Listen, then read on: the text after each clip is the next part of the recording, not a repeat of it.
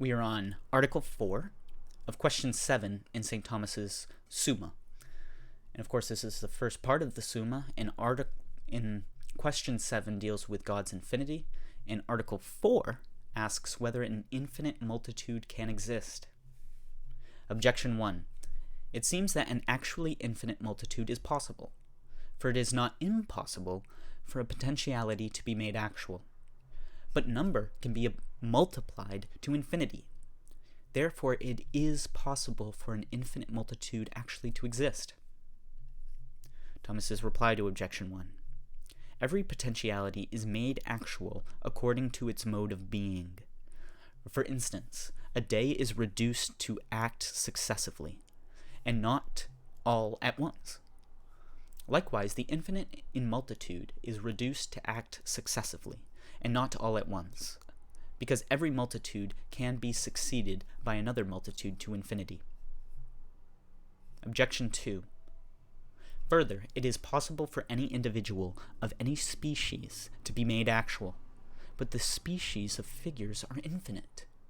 Therefore, an infinite number of actual figures is possible. Thomas's reply. Species of figures are infinite, by infinitude of number. Now there are various species of figures, such as trilateral, quadrilateral, and so on. And as an infinitely numerable multitude is not all at once reduced to act, so neither is the multitude of figures. Objection 3. Further, things not opposed to each other do not obstruct each other, but supposing a multitude of things to exist, there can still be many others not opposed to them. Therefore, it is not impossible for others also to coexist with them, and so on to infinitude. Therefore, an actual infinite number of things is possible. Thomas's reply to Objection 3.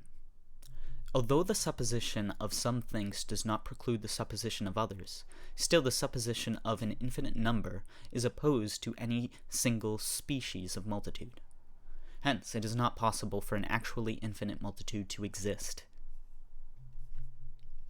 On the contrary, it is written, "Thou hast ordered all things in measure, number, and weight," as it says in the Book of Wisdom.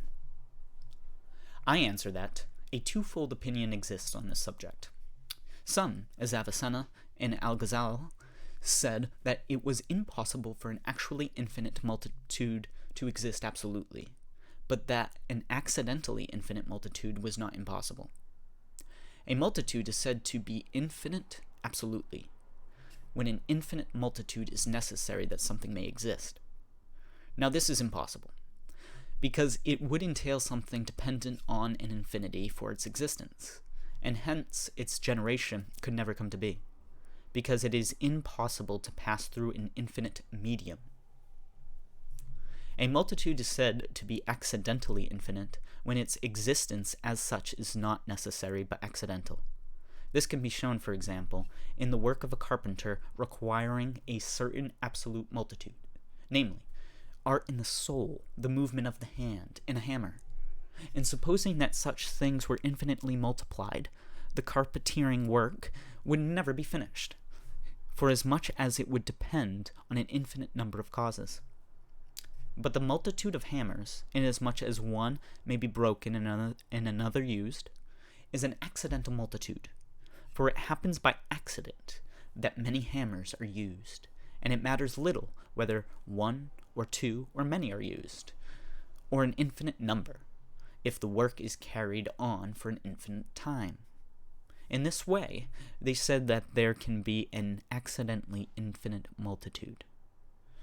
This, however, is impossible, since every kind of multitude must belong to a species of multitude. Now, the species of multitude are to be reckoned by the species of numbers. But no species of numbers is infinite, for every number is multitude measured by one. Hence, it is impossible for there to be an actually infinite multitude, either absolute or accidental. Likewise, multitude in nature is created, and everything created is comprehended under some clear intention of the Creator. For no agent acts aimlessly. Hence, everything created must be comprehended in a certain number. Therefore, it is impossible for an actually infinite multitude to exist, even accidentally. But a potentially infinite multitude is possible, because the increase of multitude follows upon the division of magnitude, since the more a thing is divided, the greater number of things result. Hence, as the infinite is to be found potentially in the division of the continuous, because we thus approach matter, as was shown in the preceding article, by the same rule. Okay, let me read this last sentence. Hence, as the infinite is to be found potentially in the division of the continuous, because we thus approach matter, as was shown in the preceding article, by the same rule, the infinite can also be found potentially in the addition of multitude. Alright, that is Article 4 of Question 7, and that, of course, is the last article of Question 7 dealing with God's infinity.